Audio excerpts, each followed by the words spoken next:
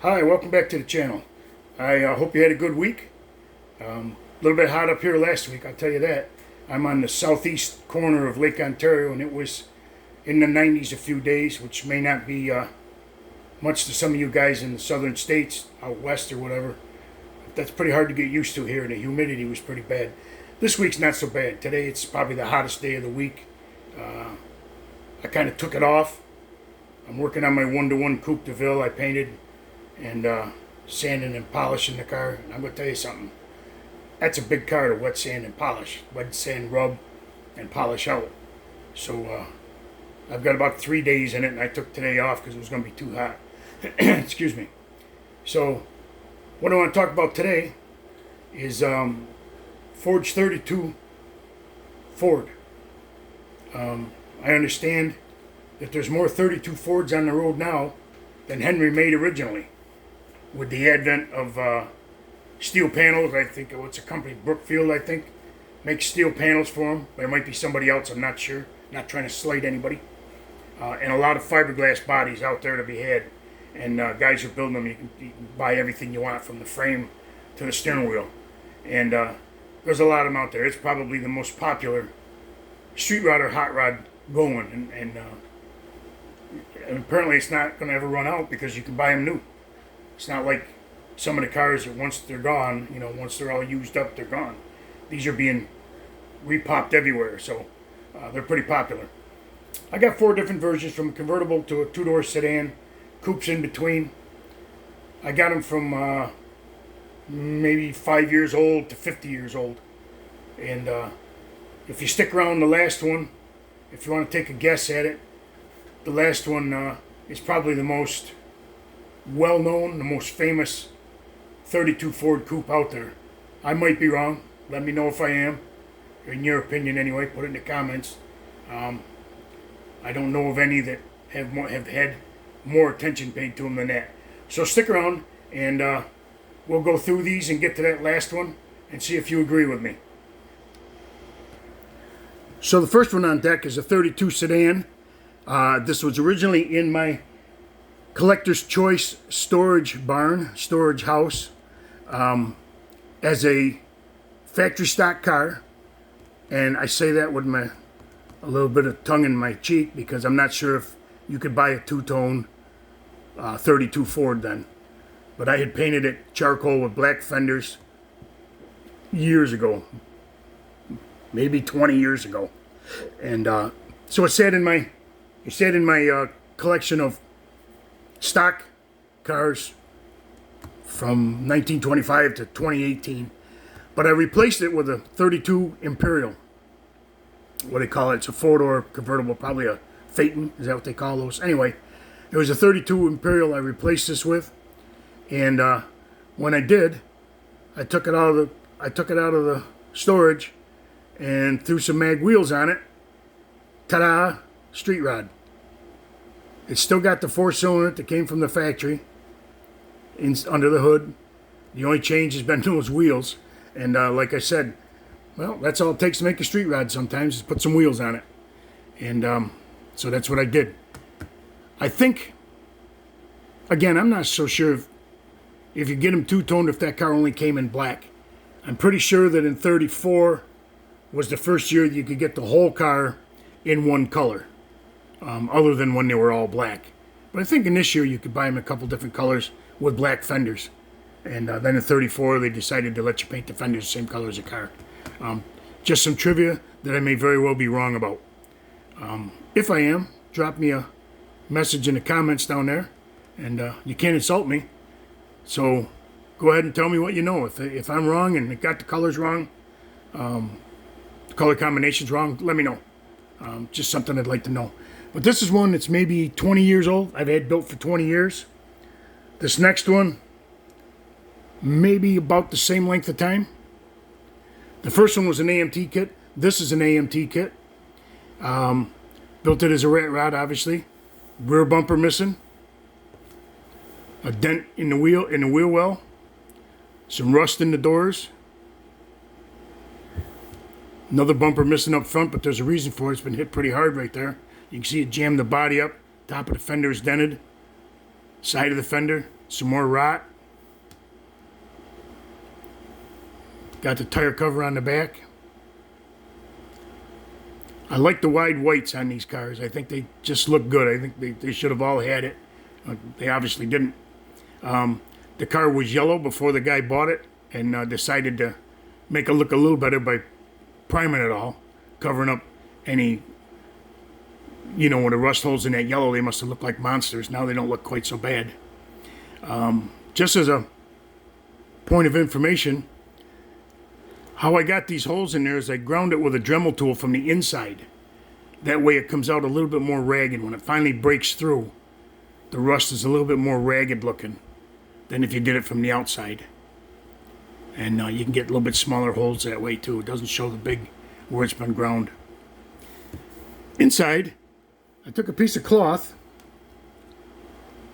This was a beige colored piece of cloth, and I took different colored markers, probably out of my kid's desk or something, and striped it in different colors this direction, and then I crisscrossed it in the other direction and came up with this blanket. It's a horse blanket, or some people call them a Mexican blanket, whatever, to put on the seat to cover up that torn up seat that was in there. To me, it looks like a car that, you know, first or second car that somebody had when they were in school, wanted to drive it to school, and did the best they could do to get it running, get it on the road, and have fun with it. The engine is a Chrysler Hemi. I forgot what they call it. Is that a Ram? Chrysler Firepower. Okay. I thought it was a red Ram or something. Chrysler Firepower. So it's probably like out of a DeSoto or something like that. Obviously had the 2.4s on it, so it was a big car. That's the way AMT put this kit together. The bottom, well, it's got some color, doesn't it? One single exhaust. So that's just a rat rod, but it's a 32. They had a not a hatchback, a bucket, a rumble seat. There we go. I could spit it out. A rumble seat that's closed, probably because there's no handle on it. Can't open it. Maybe if you had to stick a tool in there to open it up. I don't know. But that's got the rumble seat version. And other than that, it is what it is. I like the red wheels on it. I think the guy's got a good start at making a pretty nice car out of that. But there you have it. That's that one. That one, again, I think is maybe someplace between 15 and 20-year-old build. This next one is not so old. I think maybe 5 years. The first two were AMT kits.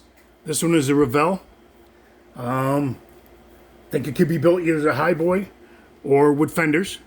I chose to do the highboy on this one.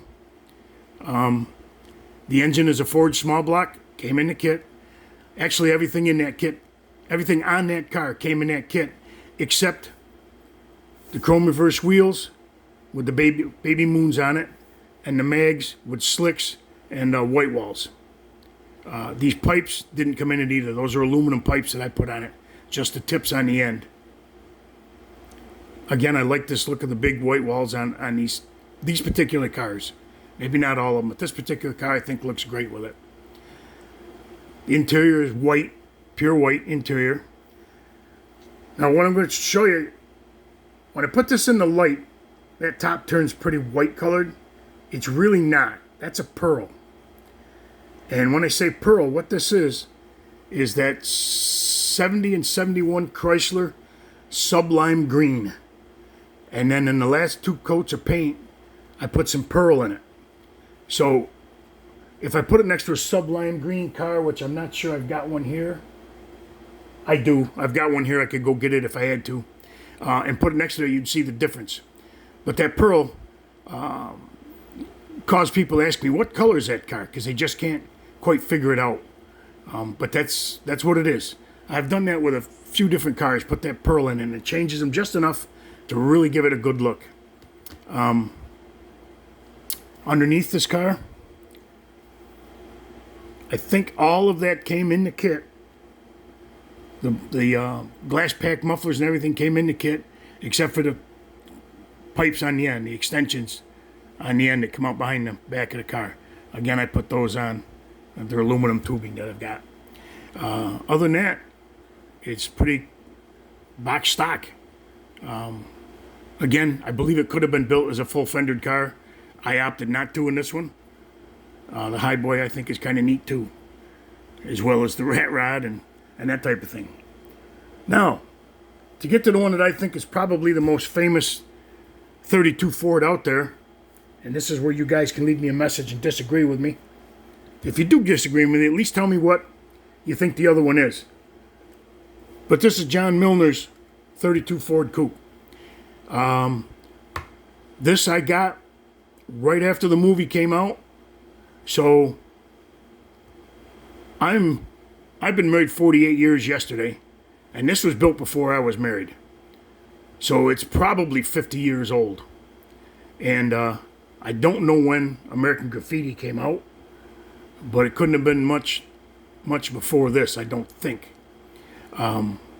That's a Buzz Bomb yellow, rattle can, whatever you want to call it. Been built and hasn't been touched since then. It's gone through 4 moves from house to house. I'm 70 and I'm living in a brand new home, so I think it's made its last pilgrimage. So it's probably going to remain the same from this point out. The chrome on the wheels, this is how old it is. The chrome has deleted itself, has gone on vacation or whatever. It's gone on the bottom of this wheel, and I think the other wheel too.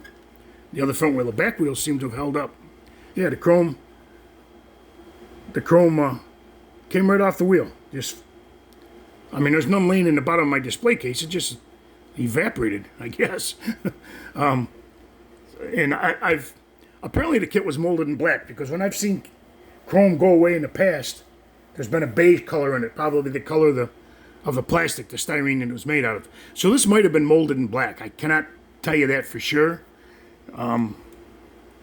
Yep, it was. I didn't paint this. I know I didn't. The bottom of the car I did not paint. So it was molded in black, and that's why where the chrome came off, it's black. All this other stuff, the engine, the pipes, exact chrome rear axle and all that stuff, came in the kit, the John Milner Coupe. I will tell you that what's missing are the little front fenders, very similar to what's on the paddy wagon, I think. Yeah, the paddy wagon. The little half, quarter, third fender, whatever it is. And I think when I built it, I was like 18 or 20. I probably didn't realize the value of having those fenders on there at this stage, 50 years later. I don't mean monetary value. I mean just having it as an original built kit of what it is. But in any case, I don't believe I ever put them on there. They didn't get lost in the moves or anything. I regret that. I liked the look at the time. I still kind of like the look without fenders. But it would have been a better nostalgic kit if they were on there. In any case, that's what I've got. It's 50 years old. Again, you've got, if you want to correct me on the colors of the 32, when they went to two-tone, when they didn't, and you want to throw some options in for the most famous 32 Ford, I'm all ears.